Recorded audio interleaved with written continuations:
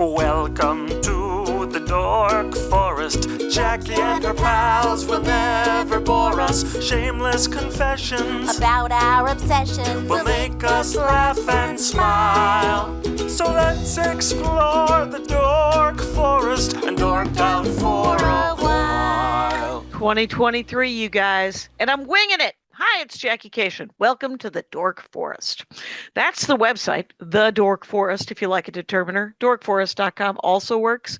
JackieCation.com has all of my stand-up information. Like, it has videos, it has pictures, it has links to this podcast and to my other podcast with Lori Kilmartin. It has a merch store that has Dork Forest t-shirts. It has all of my stand-up merch and all of my CDs and DVDs. So that's what you know about websites.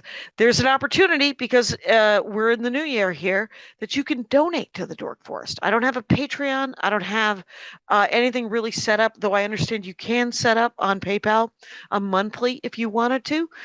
You could donate and be of to support the show. This is the 17th season, the 17th year I've been putting this stuff out.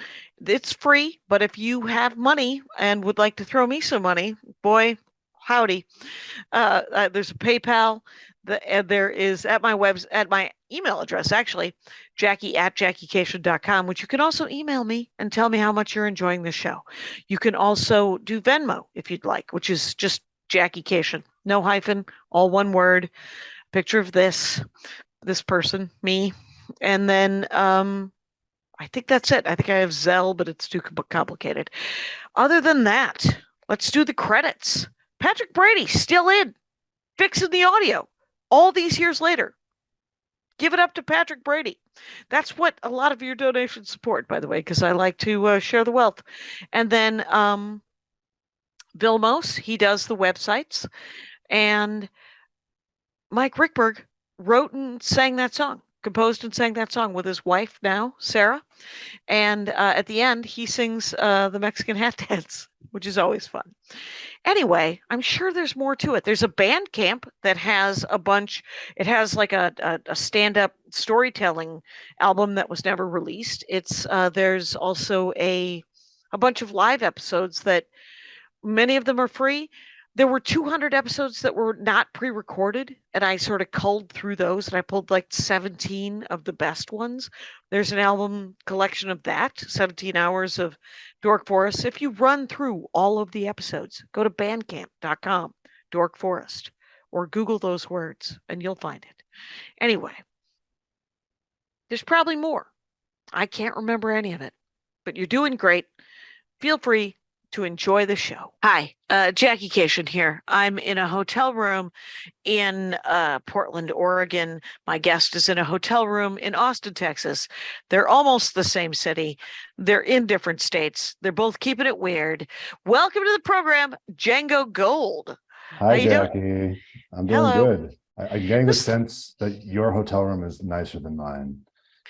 No, they look exactly the same. I'm staying at a Crown Plaza, which is an IHG property. What about yourself? Ooh, I'm an IHG as well. I'm at a Hotel Indigo, and I am continually going back up and down the elevator down to the lobby to get their like citrus water.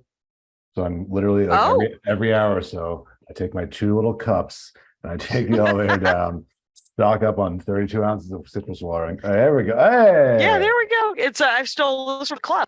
Oh my God, that looks like one of those flavored Fiji. It's a nice Fiji, but I've refilled it with tap water. Oh, there you go. That's a clever move. That's just like because we're all supposed to, nobody's drinking enough water, you guys. Yeah. Django Gold's name is really Django Gold. That's what you should know. He's a New York comic. It's DJANGO GOLD, but it's at Django on Twitter, and it's at Django Industries on like YouTube and Instagram and all that stuff. Yeah. And you will have a new special. He will have a new special next month on the YouTubes called Bag of Tricks, Django Gold. I too will have a tiny special mid-July, 10 minutes of me staring into the ass of a Mazda 6. I was just really angry about specials, and I decided to, someone has Emily and Kyle Clark, they have the Mazda 6 in reverse. I'm staring into the Oh, you do the Uh, rear cam. Yeah, the rear cam Oh, in that's brilliant. reverse. That's And then I have a amazing. little bit of a lav. I tell That's 10 amazing. minutes of car jokes, and then That's a and way then we better, call it a day. that's a way better bit than I did. I just threw away thousands of dollars to do it at an actual venue, but you're doing like an avant-garde, like Oh, Death yeah. Grips video or something. 2 years ago, I threw away actual tens of thousands of dollars. This Oh, cost me probably $1,000 just because yeah, I wanted to make sure everybody, and we recorded it in my alley. Kyle yeah. did suggest several cars, a 3-car shot, a 3-camera, and I was like, not good. That's like a demolition derby in terms of the choreography, you're avoiding being backed up into by various. That's pretty fun. That's a really Yeah. good idea. I wish I had stolen that. Right. I stole it from Scott Marvel Cassidy. Maria Bamford's husband came up with it. He's a fine artist. He doesn't need it. So Yeah. I was like, I'm doing it. And so what's the next frontier? Like security camera, Ring doorbell footage. right, an ATM, if you could somehow tap into somebody's. That would be cool. I like It's ATM like, footage. here's It's my PIN number. It Yeah. spells joke. with like And eight people waiting behind you in line while you're like, here's a weird thing about mailboxes. why is it called an ATM machine, you guys? Yeah. And so Django, your dorkdom, which I thought was funny. I think someone's done this before, but 17 years, Oh, who no. knows? I think it was just grilling. You have this an is actual cut of different. meat. It's a cut Yeah. of meat. Yeah. What do you want to tell me about food? Well, the overall prompt was just steak in general, good old beef steak, but the actual cut of meat, if you really want to narrow it down, would be the ribeye, which I consider the most succulent cut. Really? The also- ribeye over a filet mignon, over a prime rib. Yeah, filet mignon is good. It's fine, but the issue with it does not have a lot of marbling, does not have a lot of fat in it. So it's kind of more of like a drier, steaky flavor. The ribeye Yeah. really excels. I know you want steak in your steak like a plebeian.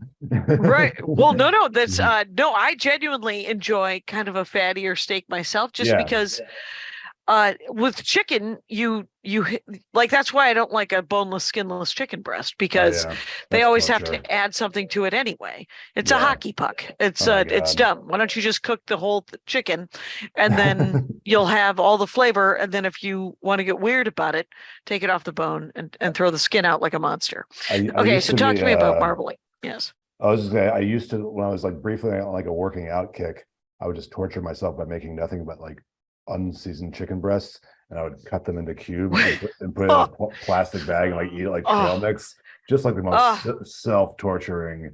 Yeah, existence. yeah. How is this? Yeah, you're just like, doesn't even feel like it's building character. That just No, feels like all this is building it's- gains. yeah. Oh my God. Yeah, but steak though, the marbling, oh my God, you got to have the marbling. That's what they always like. They kind of like fetishize it in the steak world, like all that good marbling, and it really is great. It's like the fat basically melts while you're cooking it and just like suffuses the whole thing with that delicious fatty flavor. Right. It's interesting that we do steak off the bone when with other animals, you want the bone for the flavor.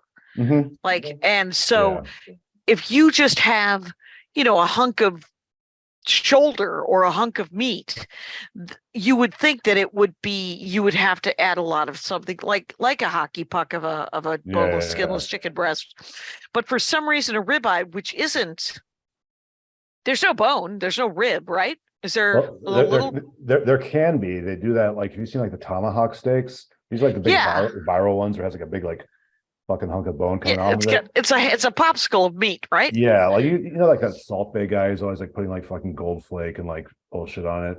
Like that's like the bone is like a big like it's extravagance. Like it's like that type of like sexy carnival atmosphere. But really, you don't need it on, in my opinion.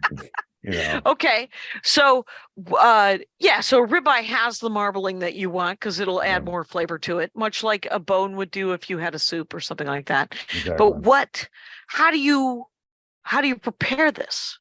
Well, I mean, if we're gonna talk steaks, let's do it. Might as well. I mean, basically, I do one of two things. I'll either grill it on my little shitty barbecue I have, which is really falling apart. It's a total health hazard at this point.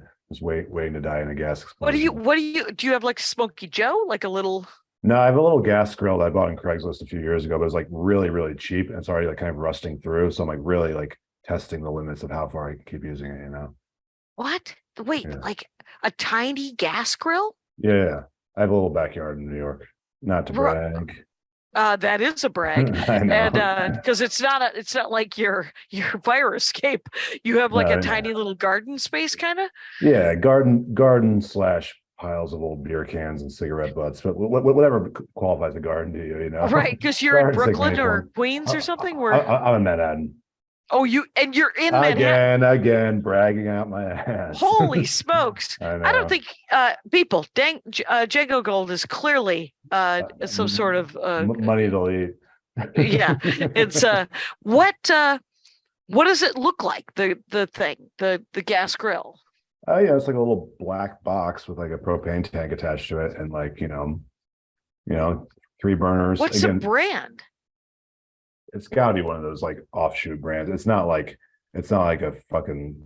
It might be like It isn't like a Weber or not No. that Weber makes a gas grill, but maybe they do. But It's just like it was like clearly a very cheap grill that these people bought, and I bought from them secondhand on Craigslist. So we're talking, Next Grill or something like that. Who knows? and so you have propane and you have a and it's small. It's like Yeah. it's like the size of your desk at in your Austin, Texas. Is it bigger than is it smaller than the desk you're on? It's a medium-sized backyard, but in New York that means huge. Right. But no, not the Oh, yard. the grill. The I'm sorry, the grill. Yeah. Yeah. 18 inches by 24 inches, something like that. Pretty tiny. But Oh, that is tiny. I live alone, and usually, unless I'm grilling burgers up for the boys, I'm usually just cooking for one. So I got Right. my sad little Okay. steak out there. And there's and the propane is obviously contained. I've gone down into the weeds here, but we have Yeah. an hour, so I have Well, to ask you. Well, it's illegal to have propane in New York, so it's hopefully none of your podcast listeners are narcs. Oh, right. They're all narcs. Oh It's, no! It's my main listenership. It's like the hall And, monitor variety hour. We're a pile of meddlers. Yeah. Anyway, yeah. so but usually use our powers for good. And so you do a gas stove. You do a gas grill when you're grilling. Yeah. Do you like it because you can control the heat better or what?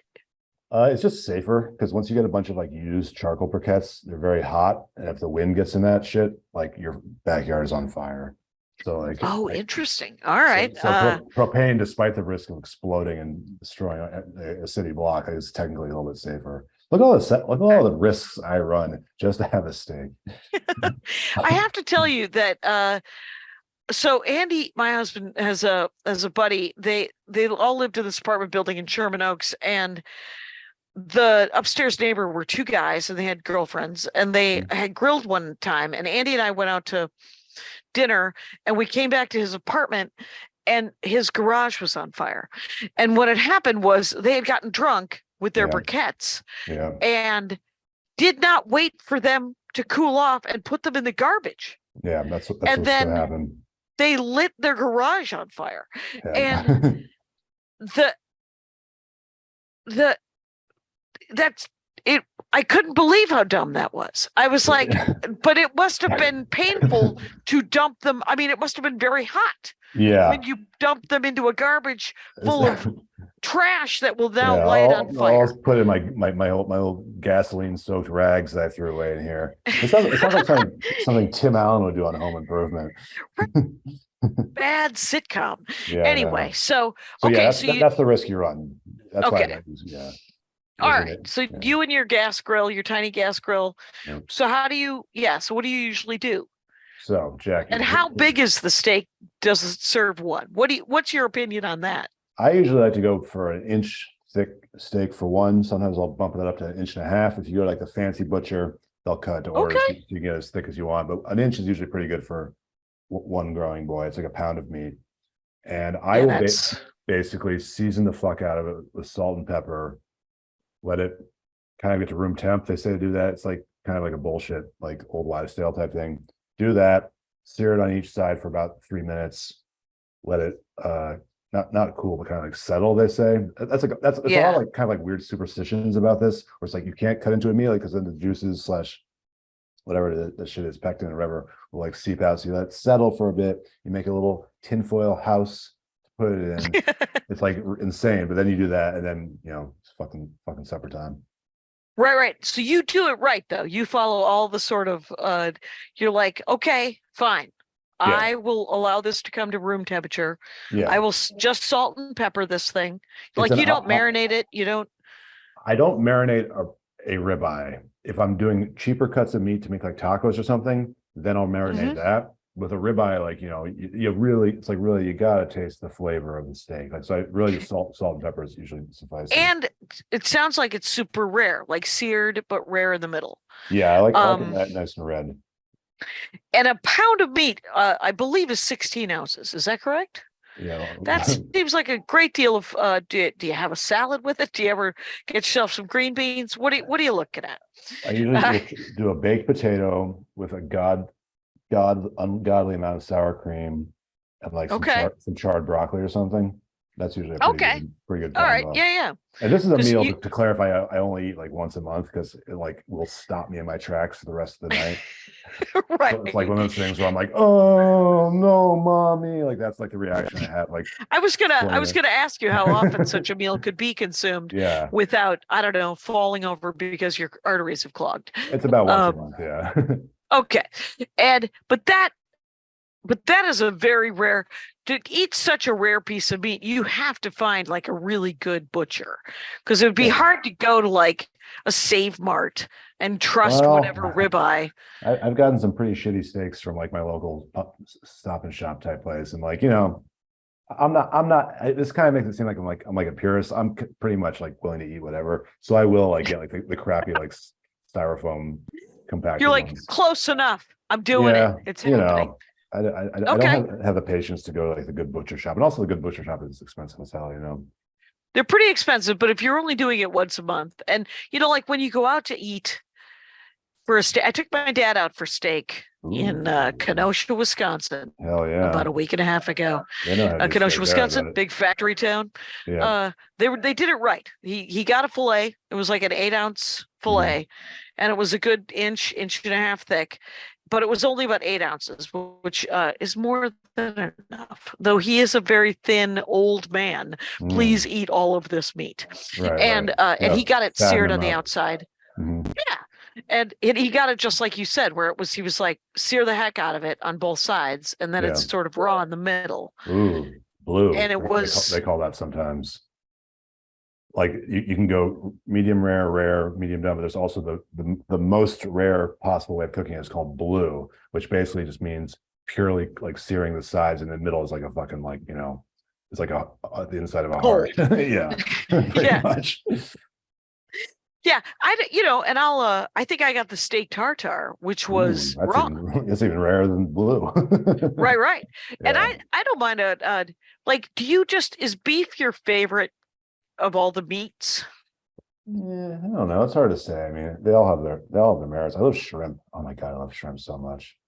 That's we could do a second podcast about shrimp.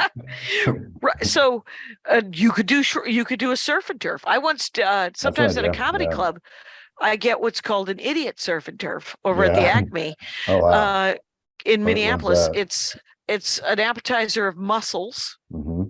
And then an appetizer of chicken wings, or I'll get like an appetizer of shrimp cocktail, and then an appetizer of chicken wings. I thought at least say a hamburger. That's beef. You're like, I got Pop-Tarts and Mountain Dew. Surf and turf. Surf and turf. So you ever grill a shrimp? Oh yeah, shrimp on the barbie. Yeah. Wow. Do you do a shish, like a shish? Yeah, you shish it up, or do you? What do you do? You shish those motherfuckers up, put it out there. Yeah, once it's cooked, based in butter, garlic, onion, all that shit. It's great, really great. Well, I just ate, and I'm like, I kind of need a steak now. Anyway, and a steak and shrimp. So the ribeye is. I do like the idea of a room temperature, just because then it could cook more sanely, right? Like you're not trying to get it up to heat. It's already at sort of a normal. That's what they claim. That's like what your Gordon Ramsay types claim. I mean, I don't know. Like, I think there's. Well, it just makes sense, doesn't it? Because like you're coming from 55. I think like when you go online, you see all these cooking videos. People have gotten like really, really crazy into the science of it to a way that kind of like, I don't know, kind of I don't need the science of it. It just made sense. So I was like, I'm all right. I'm all right with doing that. Yeah. The weird thing is the sitting, because I kind of like a steak piping hot. Yeah. I don't like to let it rest. That's true. Yeah. It is How kind long do you? of 5 minutes, something like that. Okay. 5 minutes. They recommend 10. I'm willing to wait 4 or 5. That'll be fine. Yeah. You should play at your own pace, Yeah. I need to eat it. It's done. What really sucks though is that it's very difficult for me to time the other sides precisely well. So I will often fuck up where the steak is done, but the potato has like 20 minutes left to go. And that's just like apocalypse. That's unfortunate. Scenario. That is DEFCON 5. Like, because then you're just stuck either eating a hot steak by itself or waiting until you have a cold steak. And it's just like, so usually what I have to do, Jackie, is I'll compromise and take the potato out early. So I'm eating a good steak and hard chunks of undercooked potato, like someone in the Irish family or something. It's essentially a raw baked potato. Yeah, it's very tough. sad. It's like a science to get this all right, and like I was saying in the email, it's like the science of doing the same thing again and again and again and again, trying to get it right. And it's kind of so satisfying when you actually nail it. But I've, the battlefield of this is strewn with my failures, I gotta say. What I recommend is that you just cook the rest of it. Mm-hmm. And then start the steak and then reheat the first 2 bits. That's using your noggin. That's using your noggin. That's where I'm at with the because I remember I don't know, did your parents cook it all? Mm-hmm. Yeah. Okay. So could they nail the putting it all on the table at the same time? I would assume so. It's hard for me to remember specifics because as a kid, you're just like, gimme. You're not really as concerned about all the love and care that's going into it. But yeah, I think my parents were both pretty good cooks back in the day, if I recall. And also now that you mentioned it, I just remember my dad was like a big steak guy. So I realized, this whole like we're all turning into our fathers thing. Mm-hmm. You probably don't get it as much, but like among men. Oh no, I really? get it. Oh really? Yeah, because my dad is he's a lot like radiation. We rarely saw him, but he affected all of our lives.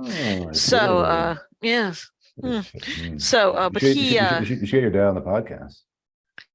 I did record. I don't know where it is. I recorded. He went in for heart surgery probably 5 or 6 years ago, and so when he got out, I was like, I'd like to record a Dork Forest about sales and how much you love sales, and we recorded it, and it infuriated me so much because everything is a sale to my dad, including the ladies. Oh, and so he was telling me about dating, and I was like, I don't like the math on this, Dad.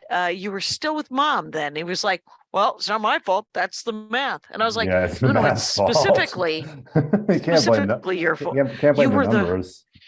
You were the. What does your dad sell? What line of sales? Aluminum siding, windows, doors, awnings. Oh my! Yes, he's like a traditional old-timey tin man. Hello, man. Oh, look at the dog. He genuinely loves a cold call. He loves a cold call with the power of the sun. He likes telemarketers calling. Really? Because he likes to hear the pitch. He likes to just sort of, he loves to just kick back, listen to how the pitch is going, and then go, that's pretty good. Are you looking for other telemarketing work? So he must be infuriated, as we all are, of this latest trend of just getting these like robocalls where it's just like a robotic voice complaining, like saying, you need to upgrade your motorcycle insurance or whatever. My dad had the first, he gets almost 100 robocalls a day. And I was like, it's an indictment on his cell phone. It's an indictment of the fact that he owned one of the very first robocalls callers. He's paying for his sins. It was, in my opinion. But his robocall was pretty basic. It was in the 80s. It was in the like the late 70s, early 80s. And all it was programmed to do was make calls, right? And the message was, are you thinking of putting siding or jazzing up your house? Call this number for a free brochure about windows or doors or roofing or siding or awnings. And then if they did call, he would deliver it's like, we'll send you a flyer. And they would call, leave their address, and then he would show up at their door with the flyer. Wow.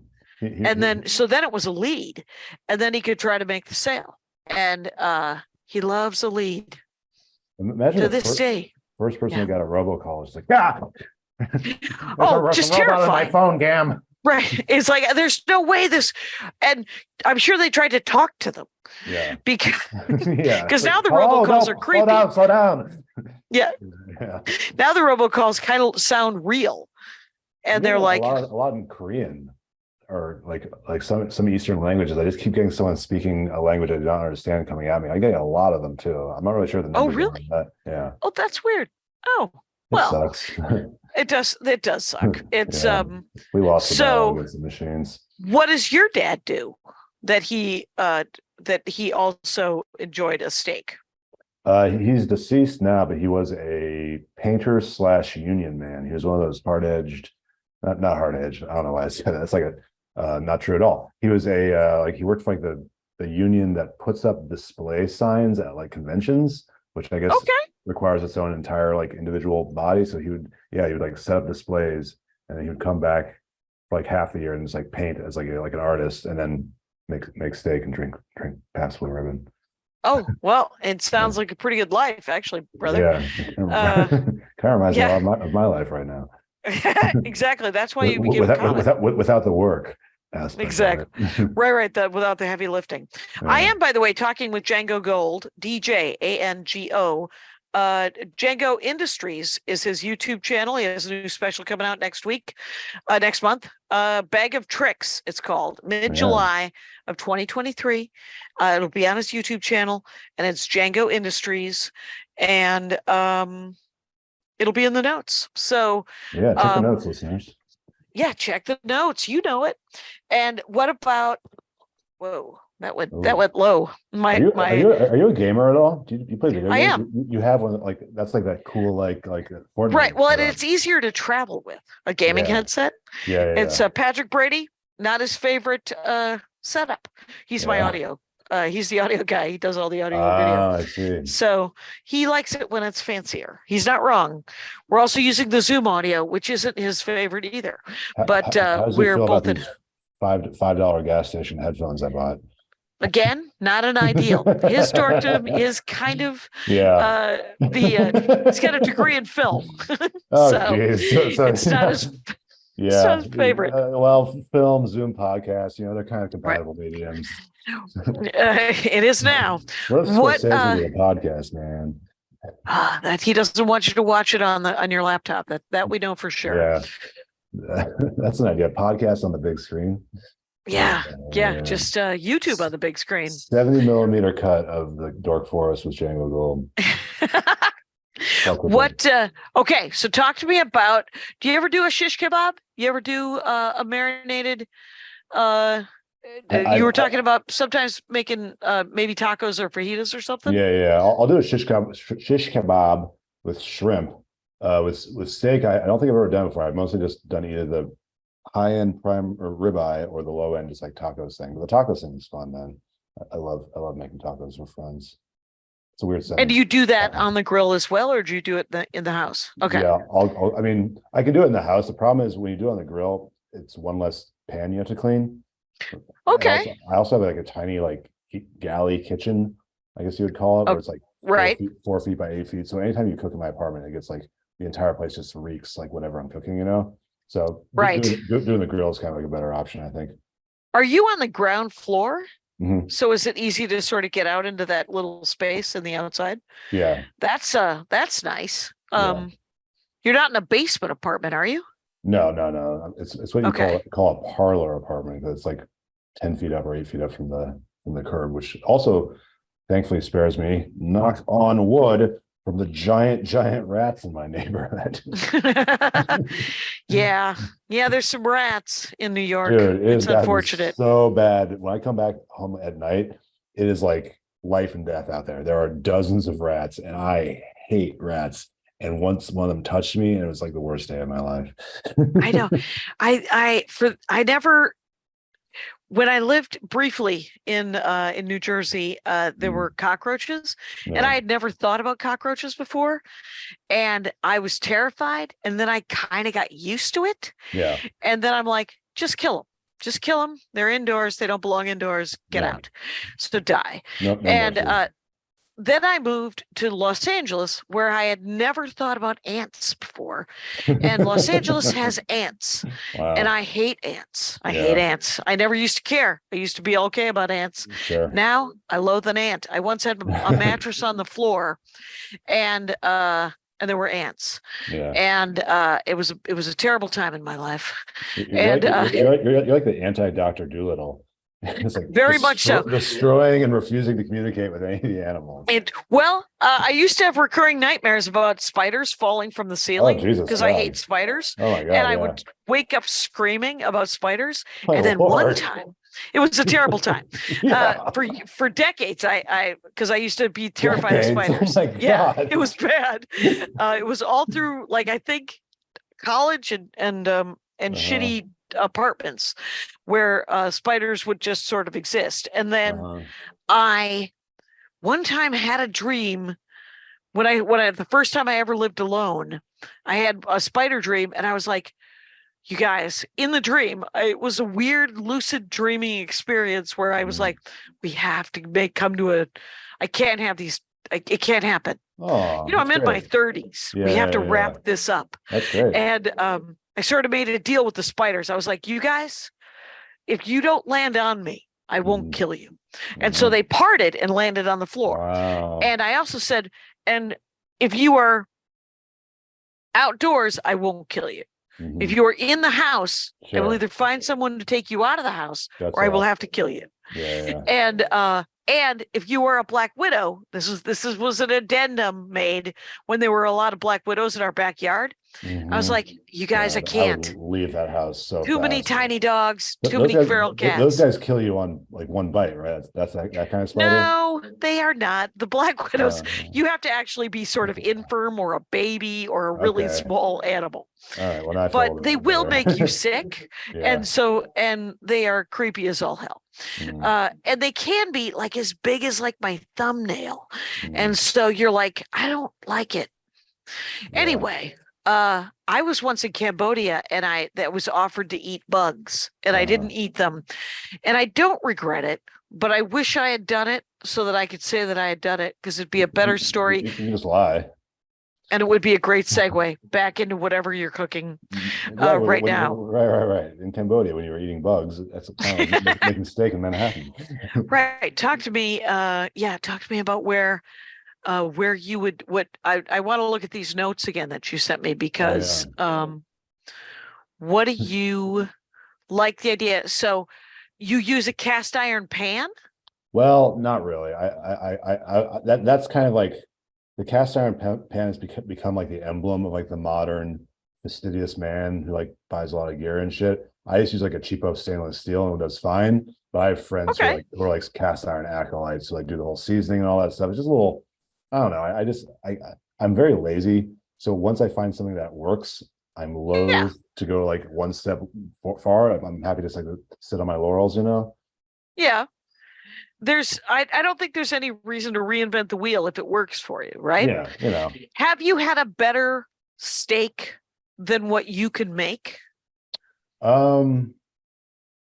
This is gonna sound vain, Jackie, but no. I think I do a better job than a restaurant, mostly because I make one of them and a restaurant is making a shitload of them. But also because the pride and joy you get and going from beginning to end and doing what you set out to do, that does make it taste better. So I get a little bit of a training wheels boost from that. So with these two factors combined, I'm a 3-star Michelin chef.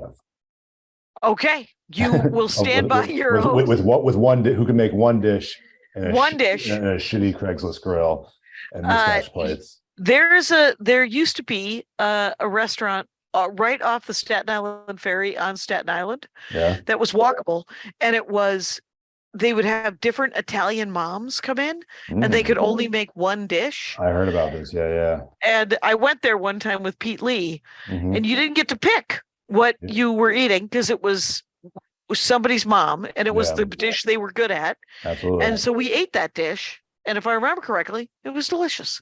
I bet it was. And you know what? Yeah. Honestly, losing the burden of choice has got to be so relaxing. I just love being ordered around. Here's what you're eating. Shut the fuck up. Like that's That's honestly why fascism is so appealing to some people, I think, is you don't have to make any choices for yourself. Like we're having chicken. Right. We're all having chicken, my children. We're all having chicken, but we're Yeah. going to kill people who like it dark Yes, meat. exactly. That's where it all falls apart. Yeah. Fascism That's for where me. that's where you're like, nah, not for me. I was sold on the chicken part of it. I do love chicken. I love chicken too. So Yeah. what YouTube cooking videos are you did you learn from them, or do you just watch them as a soothing, like an ambient? It's a little bit of both. I mean, I like watching these videos because like it's very satisfying to watch someone who's good at something do that thing they're good at. A friend of mine, my friend Jermaine, recently pointed out to me that this kind of correlates to our little line of work, is that when you see any TV show, specifically like a drama like Mad Men or something, Breaking Bad, whatever, the common thread between all these shows is that the protagonist is good at their job. They're good at what they do. And so you get to sit there and watch him or her like get their way out of a jam, like be competent and charismatic while doing it. And so it's just fun to watch that. So in the same way, watching someone perfectly make a lasagna or something is like, hey, Do you have a favorite YouTube channel for such a thing? Or is there stuff that you go to, or do you just, or what would you search? These are two questions. There's this guy in Long Island whose name is escaping me, but he's just like an Italian-American guy who makes some really great Italian food. But what I love about his channel is at the very end, he always gives it to his son, his like 10-year-old son, 12-year-old son or something, and he like rates it. His son does. Okay. It's just like very sweet and nice. And the guy is like a perfectionist. He's always like trying to like get just a little bit better of a bolognese or whatever like that. It's just like great to watch.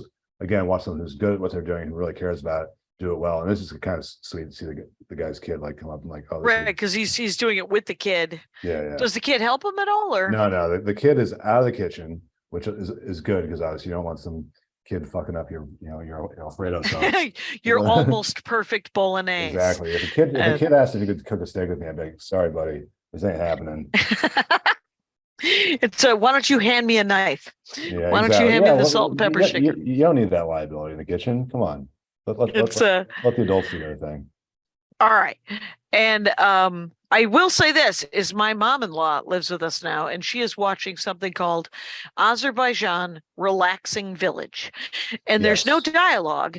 Yes. And it is just, have you seen it? I've seen either it or something like it, where it's just like big old clay oven. We're making the bread today. And it's just like all natural sounds, that type of thing. And there's no like dialogue or anything. It's just ambient noise of her chopping and kneading and him building like a stove in their backyard. Yeah. And then if they don't have something to do, they have to change a shot, they cut to like the chickens running around, or the cats playing, or the dogs playing, or the kids.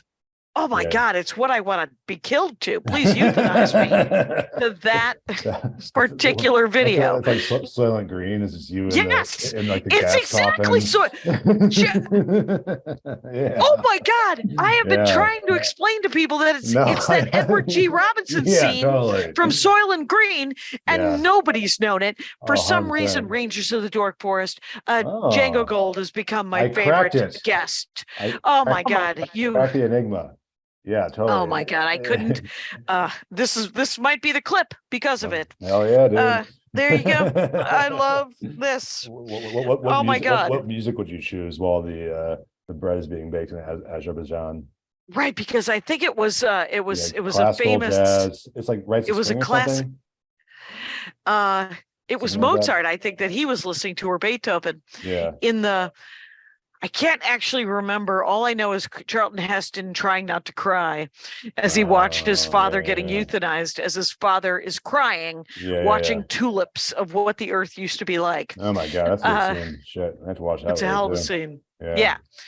So what's your issue with Mr. Gordon Ramsay? Oh yeah, I sent you that clip. So this is like I was telling Jackie, this is like my JFK assassination conspiracy theory type thing, which is that there's this video on YouTube. Jackie, what's the name of the clip for our listeners who want to follow? Well, it's first of all, they're making ad revenue.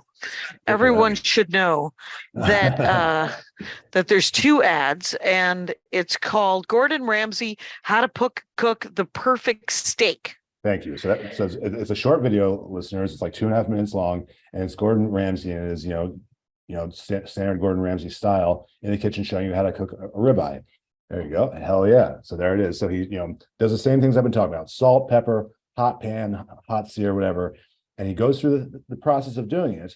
But here's the thing, listeners, he never shows you the cross section of the completed steak. And no YouTube video that makes steak would ever go through the trouble of that and not show you the beautiful red steak that they've cooked. Yeah. So the fact that is not in this video guarantees you that he fucking hockey pucked that steak. He screwed it up somehow. He cooked it way too long, and it's like inedible brown gray gristle. But the fact that they didn't show it to you, I'm positive that Gordon Ramsay, the untouchable legend Gordon Ramsay, fucked up that steak, and they didn't want to take they didn't want to take the time to shoot it over again, so they just let it roll. But that is my 100% conspiracy theory that I'm 100% convinced of, and I wish someone would call him out on it. Maybe it'll be me. Maybe this could be the clip that does it. Yeah. This could be your YouTube. This could be the hill that you die on 100%. Right here. You Gordon, just go and just up, man. You just keep posting, and I'm at a minute 20. Let's cut to the end. Maybe I should show you his apartment. Wait a minute. I will say this. So here he is putting it on the. Here he is putting it on the thing. Here he is cutting it. Check. Watch this, Jackie. Check this out. Cutting. Pops in his mouth. Nothing. Video done.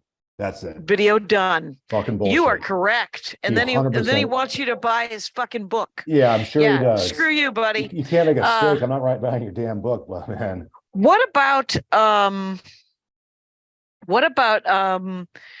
the Jamie Oliver? Have you ever watched any of his videos? I have not. You might want to look into it. This guy, he is also British, but he's not a piece of shit like Gordon Ramsay.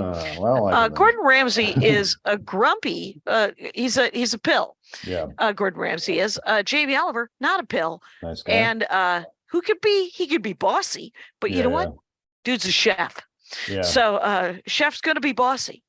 And what do you think the appeal is of guys like Gordon Ramsay? Like, why have they gotten so popular? People want to see like minions in the kitchen be abused. They find that entertaining. What do you think? They must. It's the draw of like a reality show. Last week's episode was about Vanderpump Rules. Great comic. Liza Traeger came on, talked about Vanderpump Rules, and it was plug and play. And I was like, this is a madhouse, right? I don't understand how you could watch this. And she was like, I was like, what are you looking for? Right? What are you hoping for? And I'm about to share this screen, by the way, because I think it might be funny, except for, is it funny if this thing is going to be in the way? That's not really that funny. That's not that funny. I've seen funnier jokes and cookie preferences. But wait, what were you trying to highlight there? I was trying to highlight that that is cookie preferences. All right. That's a good name for a gal in the typing pool. Oh, my best type is cookie preferences. Have you ever? Oh, and here's the weird thing is he's doing this thing where look how big that steak is. Oh yeah, that's like a strip steak, or not a strip. That's like a hanger. It looks like a prime rib, doesn't it? No, prime rib has more marbling. That's like a what do you call it? A not strip, but fucking blank. Hanger. No, it could be a flank, could be a hanger. Skirt steak, I think. Oh, and look, it looks like he's about to put some cheese on this bastard. Oh my god! What a maniac! Famous cheese steak balls. I have been to steak places where they're like, you buy the steak and the steak is $46 or whatever it is. Right? Yeah. It's $1 million. And then they're like, did you want anything else with that? And you're like, wait, that's all I'm getting is just like mushrooms or onions or it is sick. Blue cheese. Sometimes they'll charge you for the fucking like sauce on the steak, which is crazy because they just make that by combining like fond with red wine or something like that. It's like wild, like how they screw you at these expensive places. Right. Yeah, it's I think I was in Vegas a couple of weeks ago at the Rio, and I Ooh, went to it was 7 days, 14 shows. I wanted to take my my own life God, by the that's end of this fucking terrifying. week. That's a It lot was. of And work. so like Were on they this, they were casino shows? yeah, and it Oh, was the Comedy Cellar, which meant it's the best room I've yeah. ever played in Oh, really? Vegas, Oh, cool. because you only do 15s, but Hmm. there's 2 shows a night, 7 nights, Yeah. and the audience, and there's no expectations or anything, so it's kind of awesome. The food's terrible. The Sure. Rio is just, it used to be awesome. Now Mhm. feel free, somebody come over and paint it, or knock it down and rebuild. Yeah. But the top of the Rio has a steak joint Mhm. that I went, and I think it was Saturday night. I went maybe Sunday night, because I think it was the last night I was there. And I'm like, I would like to go spend $120 Yeah. on just someone serving me, Yep. instead of me going to like the Five Guys Uh-huh. and eating another fucking burger. God. And there was a You're- Subway next to it. I was like, I'm never eating at a Subway. I was just about to say, Jackie, you remind me the only time I've ever been to Vegas, I was like 22 or 23 or something like that. And I was poor and dumb. So I ate at that little Subway on the strip, which is like not even a proper Subway. It's like tucked between two buildings. So it's like size. I ate there like twice a day for like 4 straight days. It was the gnarliest. That's because you had $11 a day to spend on food. Man. And at the time, that it was a would have, dismal period of my life. back in the I'm sort of hijacking your No, topics here, but no, we're no, talking no. food. Yeah, But the in the 90s, I used to do the road, just grind the driving road, right? mhm. And Subway had just opened, and one of the things that Subway did was they had a club where they would give you a card, and if Yeah, you so- got so cool. 10 clicks, right, Mhm. holes in this card, Right. and we never cheated. Weird. You never bought You bought could your get own a hole free punch. 6-inch. Right. Yeah, You could- unlimited sandwiches for the rest of your life. Right. It was you could get a free 6-inch half a sub, right? Mhm. So I knew a guy, Spencer Thompson, very funny comic, who had done a road gig too far away. A Minneapolis comic. He was in Denver, and he was driving back, and all he had was gas money and 2 of these cards. So every 6 hours he would Sure. stop Yeah. and get a 6-inch sub, Good for him. and he finally made home. I'm glad he didn't lose uh, those cards. He would just died in the desert. Oh, it would have been, yeah, it was like it kept him alive, you guys. Yeah. It was a desperate time being a road feature. I suppose Anyway. that now when we're all fucking living in it, rolling in the dough. Oh my God. It's super worse now, because back in the 90s, features used to get hotel rooms, and now they don't. You have to figure out how to live in your car, or you have to figure out if you can stay with another comic. And Mhm. club owners, you're charging $25. Please give features a place to stay. That'd be nice. Django Gold, what haven't we covered? Here's we haven't covered. We talked YouTube, we talked a cast iron, the meditative qualities of making one dish again and again and again. Yeah, I think that's like my thesis statement. If the podcast guest is allowed a thesis statement, that's what it Please. is that it's really just satisfying to do one. It's like, the monks with like in the mountains with like the bow and arrow, like for the first 3 years of their training, they're not even allowed to pull back the bow. Like they just must contemplate the bow, and then 3 years in, then they're finally allowed to pull it back. Then 3 years after that, they can finally like fire their first arrow. It's that level. Well, not quite that level, but honestly, like, Is that manga? What is that? Where did you read that? I think it's real. I don't think I saw it in a cartoon, but it's that style of like focusing on one thing so much, and that's why I just I'm so into it. Like it's something I am getting better and better at every time, and I've like just. It's such a satisfying thing to be able to do one thing well. And so that's why Right. I have my little monthly ritual of cooking up that ribeye, man. Yeah. And what else are you? Or what else are you cooking on that gas grill? I'm kind of fascinated that it's kind of a janky gas grill, but you're Yeah. like, it's I gonna do- last as long as it lasts. I'm doing, your burgers and dogs and stuff like that. I'll have people over and, cook with some veggies can be nice. Okay. Yeah. So it's a full serviced kind of Yeah. stovetop kind of thing. It's nice to have people over and cook for them. It gives me a little bit of a warm feeling where my heart is. Yeah. Do you cook much I for people? like well, we had a barbecue the other day. I'm There a you big go. fan of a Weber. I'm a Oh big fan yeah. of briquettes. I Oh, like team a charcoal. But you probably have a I like yard. this. Yeah, and I like the smell of it. I like we used to have a tiny Smoky Joe, Mhm. which is just a tiny kettle, Yeah. a Weber baby kettle. And then I think my in-laws gave us a decent size There you go. Weber because they came over and we cooked for the four of us on this tiny Smoky Joe, and they're like, "This is gonna take forever." And I was like, "Well, we're not making that much food." Are you the grill master of the household? Nope. No, I let Andy do it. All right. Put him to work. Because he seems to like it, or he doesn't trust me with fire. Sure. We don't know. Could be. Yeah. I'm not here to judge, but I You're here do. to eat. I'm here to eat, and Yeah. I do a lot of different kinds of roasted chicken. I'm working and Yeah. have been for these 20 years a calendar of my favorite 12 chicken recipes, Oh, roasted chicken recipes. I've had 11 for about a decade. I can't pull the trigger. I have a book to recommend you that I think you would really like. Yeah. The chef Jacques Pepin. Yeah. He made a book called Art of the Chicken. I recently acquired it myself. It's basically an entire. It's like a loose autobiography that kind of centers around his experiences with chickens, because he grew up in like Lyon or whatever, where they're known for their famous chickens there. And so it's just a bunch of recipes of his. But here's the kicker: it's also his beautiful paintings of chickens, because he's like a really great painter. Yeah. So it's like 80 beautiful color paintings of chickens, his stories about chickens, and his recipes about chickens. They're done very informally. It's just like, not like a list of ingredients or anything. It's just like the process of doing it. It's like one of the coolest books I've ever read. You should check it out. Okay, I will definitely read that.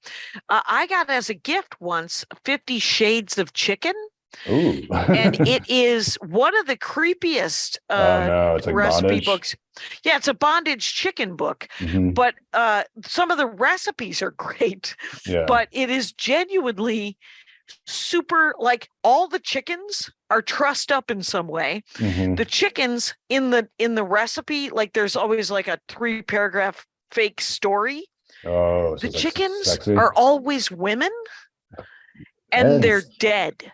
Yeah, well, because they're dead fucking chickens. Roosters, do you? So it's some sadist taking out his hatred of the females.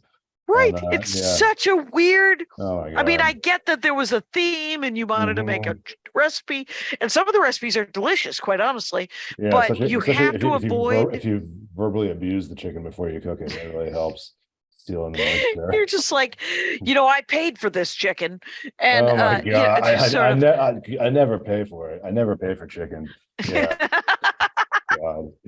It's genuinely occasionally offensive. There's right. But if you can avoid, like, I should actually just thinking about the implications of it. right. So I should genuinely just go through and redact all of the storyline and then just leave the recipes. It's my book. I can do whatever I want with it. Absolutely. I could totally rip it up if I wanted to just take out the ones that aren't even good recipes. How about that? What are the good recipes, or what is one of the good recipes? My favorite, there's a very basic chicken recipe that I've always done, that my stepmother, it was one of the only, she was good at probably a handful of recipes. She didn't like to cook. And she was one of the only people I ever knew that could not make pancakes. Ooh. She made a shitty pancake, and there was a pancake mix, and she made them twice a week for 6 years. How do you fuck with a mix?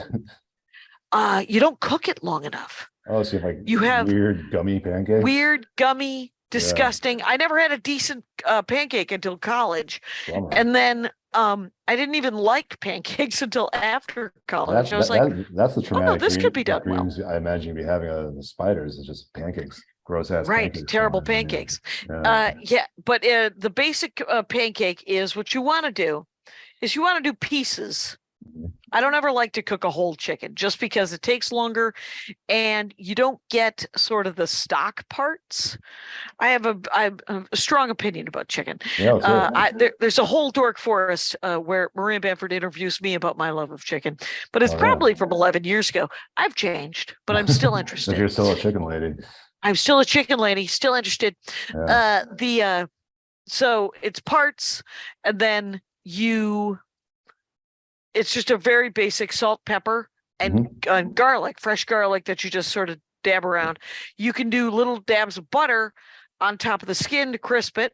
Yeah. And then depending on your stove, anywhere between like 400 and 425 for 45 minutes to an hour. Yeah. And you can spin it if you want. And then the variation on that is if you ever see those like rosemary garlic bread loaves? Oh, yeah. You rip those up, you put it underneath that chicken, hell and you bake that yeah. chicken on Hell top of that. Yeah. That's Chicken good. bread. That It's called sounds chicken amazing. bread. That's amazing. And what a great idea. God, it the literally drippings. you are only like the want to key do that like, once a month, unless you hell, want to lie down. Oh my God, man. Drippings of anything are just like that's an untapped resource right there. That is so brilliant. I love that, man. Yeah, chicken bread. It's the greatest idea in the world. I'm gonna file that away in the old noggin. The old noggin. Yeah. And then there's a variety of sort of like marinades that I do. Like I'll do a yogurt mint with some olive oil and a little bit of probably coriander and cumin, or I'll do a rub, which is a coriander, cumin, cinnamon kind of rub. Yeah. And those will be overnights. And this is a terrible conversation to have when the only food I have in my hotel room is one of these goddamn RX. The RX. I travel with those too because it's a desperate day. It sucks, man. I want a chicken now.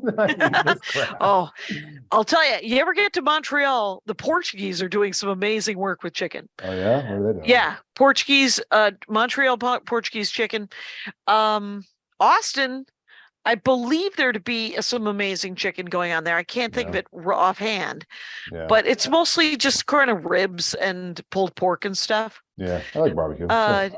Yeah, I like barbecue. I like a dry barbecue more than a barbecue sauce. Oh, yeah. But you're a purist. Or I don't like wet food. It gets a little wet for me, but I'll eat it. I mean, I'll eat almost anything. I think that's been proven. Django Gold, it has been an hour. That's the weird thing. Nice work. We talked a lot about chicken, a lot about steak, and now we did a half hour on steak, and we did 15 minutes on stand up, and then we did 15 minutes on other foods. The golden ratio. Yeah.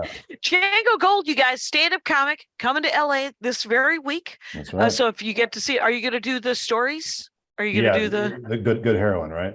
Yeah, Good Heroin is the name of it. It's a Saturday show I'll be there on in Saturday. Los Angeles. Yeah, I'll be there. So follow him on Instagram. Find out where he's going to be. Maybe he'll be posting. But on Twitter, it's just Django, DJANGO. On Instagram and YouTube, it's Django Industries, DJANGO. It'll be in the notes. And next month in July, there'll be a new special on that YouTube page, Django Industries, called Bag of Tricks. So thanks for doing the show, man. Tix for having me, Jack. This is great. I can't wait to make some chicken bread. It's going to be bonkers.